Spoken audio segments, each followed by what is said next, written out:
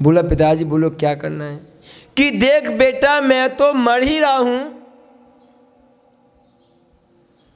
तू ये काम कर लेना। बोलो पिताजी क्या काम करूं? जब मैं मर जाऊं तो मैं शरीर के टुकड़े कर करके पड़ोसी के घर में डाल देना। मैं तो मरूंगा ही मरूंगा, साथ में उसे भी नहीं छोड़ूंगा। कभी हम ऐसा ही करते हैं। हम दूसरों को पीड़ा देने के लिए इतनी हीन भावना पैदा कर लेते हैं कि हम तो मरेंगे ही। कभी क्या होता है मालूम है, आपने कुछ नहीं किया लेकिन फिर भी आपको किसी काम में फंसा दिया,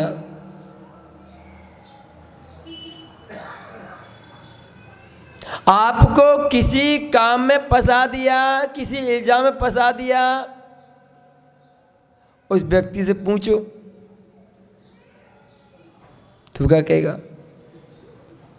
अरे इसने भी ऐसा किया है, उसे पकड़ के लाओ पहले। बंधु समझना उसके अंदर कृष्ण लीला चल रही है। कहीं मत जाना, अब अपने परिणामों को देख लेना कि मैंने कैसे कैसे परिणाम बनाए हैं, मैंने किसके साथ क्या क्या किया है। गौमठ सार जीवकांड में आचार्य भगवान नेमीचंद सिद्धांत चक्रवर्ती महाराज उस कृष्ण लीला वाले के और लक्षण बता रहे हैं। चंडो न मुच्चई बैरम, वो चांडाल के समान होता है। चांडाल को कभी दया नहीं आती, फांसी देने आती है क्या? नहीं आती। बताओ कभी किसी चांडाल को दया आई हो? नहीं आती। बहुत निर्दयी होता है, चाहे उसका पैसा ही क्यों ना हो, उसे कभी दया नहीं आती। चंडे मुच्चई न बैरम, और बैर को नहीं छोड़ने वाला होता है।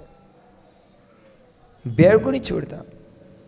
जैसे कमठ ने भगवान पार्श्वनाथ के साथ जो बैर की गांठ बांध ली तो छोड़ी,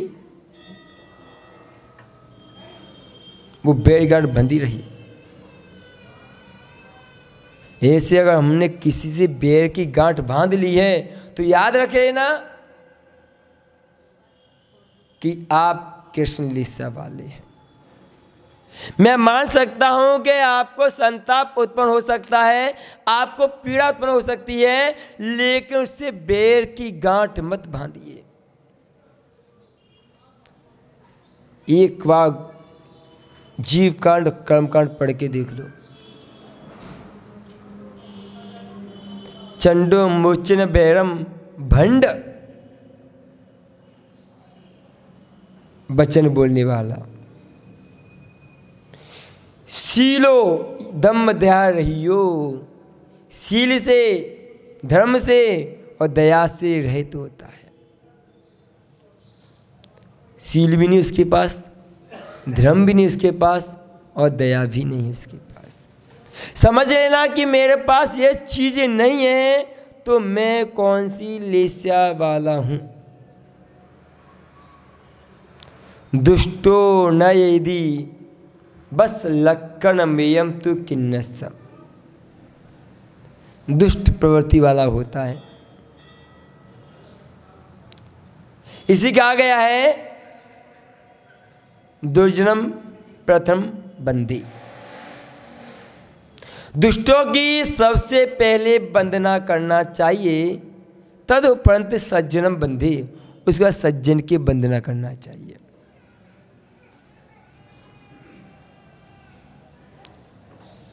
समझ लेना कि आप किसी को सबसे पहले सम्मान दे रहे हैं तो वो कौन है?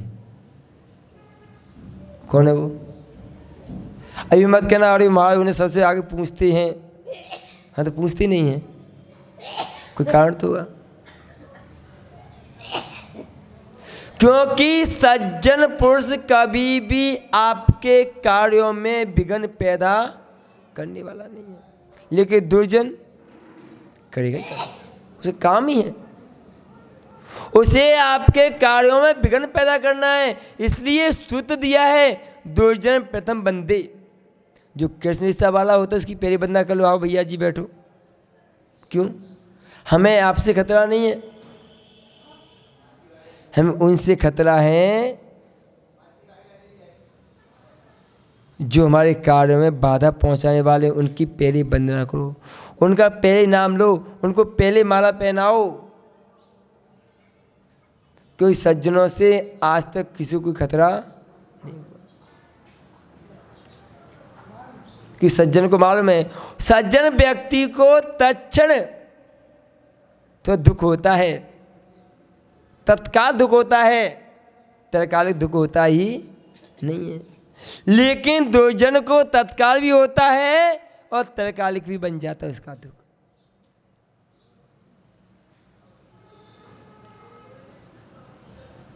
राजा अरविंद के समझाने के बावजूद भी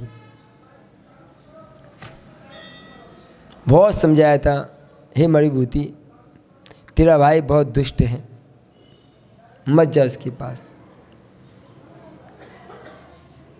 फिर भी जानता हुआ भी उसकी वंदना करने पहुंच गया। जीवन सुखी से जीना है तो एक सूत्र गांठ बांध देना, दुर्जन प्रथम बंदी। लगता है कि ये व्यक्ति मेरा अहित करने वाला है, उसको सबसे पहले मंच पे लेके आओ।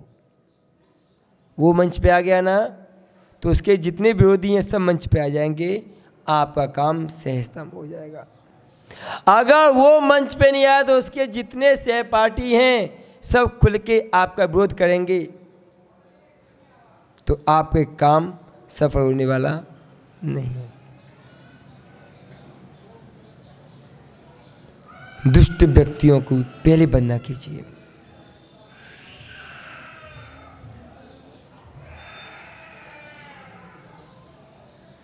पहले डाकुओं को सम्मान दिया जाता था। क्यों दिया जाता था? बाद में पहले दिया जाता था, क्योंकि अगर इनको सम्मान दे देंगे तो हमारे काम निर्विघ्न हो जाएंगे। मैंने आपको पहले बताया था, एक बार शायद 10 अक्षर में याद होगा। आचार्य विमल सागर जी महाराज अपने गांव में कोसमा में पंच कल्याण के लिए गए, और जब उनसे कहा गया महाराज यहाँ चंबल के डाकू रहते हैं, क्योंकि कोसमा एटा जिले में आता है, एटा इटावा भिंड लगे हुए हैं, और भिंड में चंबल के डाकू रहते हैं, प्रसिद्ध है। आज भी भिंड वालों को सोनागिर में धर्मशाला नहीं देते, लोग मना कर देते हैं। ये भिंड के लोग हैं, कब क्या कर दे पता ही नहीं इनका। तो चंबल के नाम से प्रसिद्ध डाकुओं के नाम से, तो उन्होंने क्या किया, सबसे पहले उसी का सम्मान किया, उसी को मंच पे बिठाया और निर्विघ्न उनका कार्य संपन्न हो गया। अगर उसे नहीं बिठाते तो कभी भी आता, कभी लूटपाट करता, कभी कुछ भी कर सकता था। तो दुर्जन प्रथम बनते। कृष्ण लेसा वाले की पहले वंदना कर लोगे तो आपको कहीं कोई दिक्कत आने वाली नहीं है। ये मान लीजिए कि आचरण सूत्र दे दिया है, पक्षी नाम काक चांडला, पक्षियों में कौवा चांडाल होता है। कौन होता है? कौन? कौवा। पशु नाम चांडा गदरवा, और पशुओं में गधा चांडाल होता है। कौन? मुनि नाम कोप चांडला, अगर मुनि को क्रोध आ जाए तो चांडाल की श्रेणी पहुंच जाता है। कौन? देखो दीपायन मुनि को क्रोध आ गया था, क्या हुआ? कहा तो मुनि को दया का सागर कहा जाता है, और जब क्रोध आ गया तो बिल्कुल दया नहीं आई, पूरी 12 योजन की द्वारका जला के नष्ट कर दी। तो ये काम किसके हो सकते हैं? चांडाल के। और सर्व चांडाल निंदका, जो दूसरों की निंदा करता है, दूसरों पे आरोप प्रत्यारोप लगाता है, वो चांडाल की श्रेणी में आता है। अब देख लेना हमने कितनों की निंदा की है और कितनों को आरोपित किया है। अब मैं जाऊंगा ना तो वो निंदा करेंगे, स्वाभाविक है, काम है उनका। तो समझिए ना वो चांडाल है। और चांडाल को क्या कहना, उनमें दया तो होती नहीं है। इसी में आपको बता दिया है। बहुत लोग कहेंगे अरे वो महाराज ऐसे थे, उन्हें ऐसा कर दिया, वैसा कर दिया था, उन्हें ऐसा नहीं करना चाहिए था। क्यों मंजू पाड़े ऐसा होगा ना? स्वाभाविक, मुझे मालूम है, ये तो हर गांव की रीति रिवाज है। अगर ऐसा ना हो तो चातुर्मास होगा सफल ही नहीं। फिर तो जब तक चातुर्मास के बाद मुनि की निंदा न हो तो समझ चातुर्मास हुआ ही नहीं है। क्या समीक्षा तो होना चाहिए ना, समझिए ना। अगर जब आपके कान में शब्द सुनाई दे जाए कि विकसन सागर जी आए थे, उन्होंने ऐसा किया चातुर्मास में, तो आप उससे कुछ मत कहना, समझे वो चांडाल की प्रवृत्ति में जी रहा है, कृष्ण लीला में जी रहा है। और कृष्ण लीला वाले का कहना है क्या? देखो मैं तो मुँह पे तो कहने वाला है नहीं, मेरी बात पक्की है। इक्का दुक्का कहेंगे तो हम समझा लेंगे, बाकी पीछे कहेंगे तो मुझे कोई असर पड़ने वाला है नहीं। क्यों मैं अपने रास्ते आऊँगा, तुम अपने गाँव में रहोगे, तुम कहते रहोगे, मुझे सुनना है नहीं है क्या? तो हम कहें क्यों? मैं एक बात कहता हूँ, कहना है तो सारे पूरे सामने मुंह पे कहो, पीछे कहने से कोई फ़ायदा नहीं है। आपने देखा मैं जो कहता हूँ मुंह पे कहता हूँ, कल्पना जो सुनाना मुंह पे सुनाता, माइक भी सुनाता बिल्कुल बैठ के, मुँह से आओ ना, पीछे कहो क्या फ़ायदा? मुंह पे कहोगे तो कुछ समझ आएगा। मंजू पाड़े मुंह पे सुनाता जितने सुनाना है मेरे को। हाँ पीछे सुना फ़ायदा क्या है मेरे को, बताओ पहले। मैं तो स्पष्ट बात हूँ, जो कहना मुंह पे कहना है मेरे को, तो पीछे नहीं कहने का। क्यों? मुंह पे कहोगे सुधरने की गुंजाइश रहेगी, पीछे कहोगे बिगड़ने की गुंजाइश ज़्यादा रहेगी। तो जब भी आपके जीवन में ऐसा दिख जाए और कृष्ण लीला वाला भय और संताप से युक्त होता है, उसे प्रतिक्षण भय होता है। देखो कल आप लोग वो सांप आ गए थे बेचारा, तुम सब भग के गए थे यहाँ से, कहाँ देखने गए थे? बेचारा यहाँ मुराज बैठे भगवान तो छोड़ गए थे, सांप को देखने गए थे। बताओ क्या? मुझे बड़ा आश्चर्य में, देखो ये एक पंचम काल जहाँ 3 लोग के नाथ बैठे हैं, मुराज बैठे, एक नहीं 2 3, और उन्हें छोड़ कर आप वो पंचचिंती सांप को देखने गए, जिस पर कोई व्रत नहीं है, कोई अनुव्रत नहीं है, कोई संयम नहीं है क्या? सम्यक दर्शन भी नहीं है, वो तुम उसे देखने जा रहे हो। बताओ ये मिथ्या तुम तो क्या है ये? हम भी गए थे ना, विकसन सागर जी गए थे, लेकिन हम क्यों गए थे? हाँ हम ये देखने गए कि आप मार नहीं दो, सब बचाने के लिए गए थे, आपके साथ गए थे, हम देखने नहीं गए थे। और तुम क्या के लिए गए थे? देखने गए तो हम तो बचाने के उद्देश्य से गए थे। कहीं ऐसा वो भीड़ में क्या व्यक्ति को क्या होता है, मैं क्या कृष्ण लीला वाला भय और संताप से होता है। वो भयभीत हो गया था आप लोगों को देख करके, वैसे सीधा मेरे पास आ रहा था। हाँ लेकिन आपने उसके आने में अंतराय कर्म का बंद कर लिया। वो भगवान के दर्शन करने आ रहा था, मुनियों के दर्शन करने आ रहा था कि हो भाग्य मेरा इस पंचम काल में भी ऐसे क्षेत्र में पैदा हो गया कहीं ना कहीं कि जहाँ मुनि बैठे हुए, एक नहीं 2 3 जो दर्शन करके आते हैं। लेकिन आप लोगों ने क्या किया? उसे डरा दिया, सब इकट्ठे पहुँच गए तो वो छिप गया। तो कभी ऐसा मत करना, क्योंकि कृष्ण से उसके अंदर मैं मान सकता हूँ भयभीत है। आप भी भयभीत थे ना? और बड़ा सांप आया तो क्या करते? वो बच्चा था इसी भयभीत नहीं थे तुम। बड़ा जाता तो महाराज इतना बड़ा सांप है, कितना बड़ा है? वो भयभीत संताप से युक्त होता है। कौन? कृष्ण लीला वाला। आप रात में कहीं जाओगे ना तो अपनी सुरक्षा व्यवस्था के साथ जाओगे।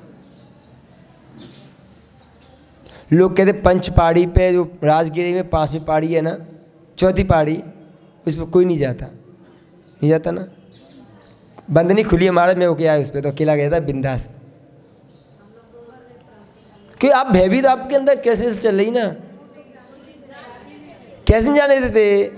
तुमको मैं जाना है बस, हमें कोई भय नहीं है। हम गए थे, केवल 3 लोग थे, मैं एक वहाँ कर्मचारी, एक में से लड़का, बस तीनों बिंदास गए, दर्शन करके आए। क्यों मालूम क्यों मना करते हैं? आप भयभीत लोग हो, आपको डर लगता है, लेकिन मुनिराजों को शुक्लेश्या है। क्या का डर? डर तो कृष्णेश्या में है, भय संताप कृष्णेश्या में है।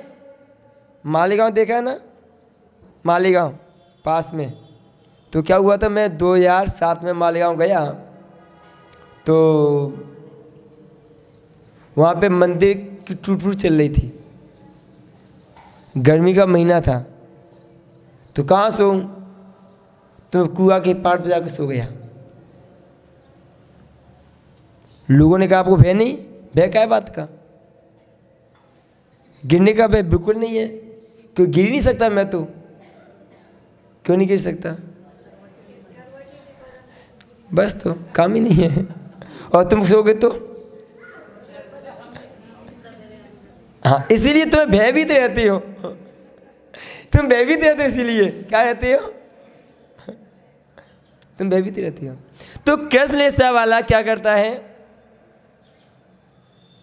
भयभीत रहता है, भय और संताप, उसे बार बार संताप। मिर्ची देखिए, अगर सही में लग जाए तो क्या होता है? बस वो ऐसे ही जलता रहता है,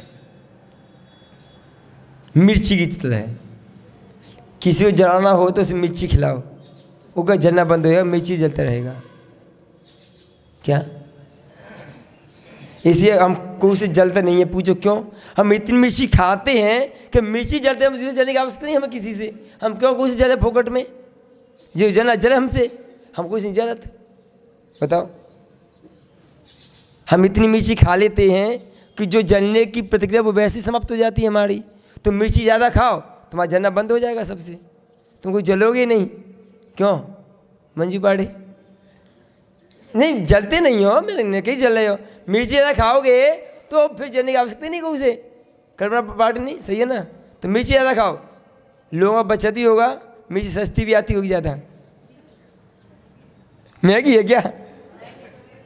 हाँ, तो बस यही कहूँगा कि इस कृष्णेश्या वाला जीव जो है वो पल पल संतापित रहता है, दूसरों से भयभीत भी रहता है, दूसरों को भय उत्पन्न भी करता है, दूसरों को जान से मारने का भी प्रयास करता है।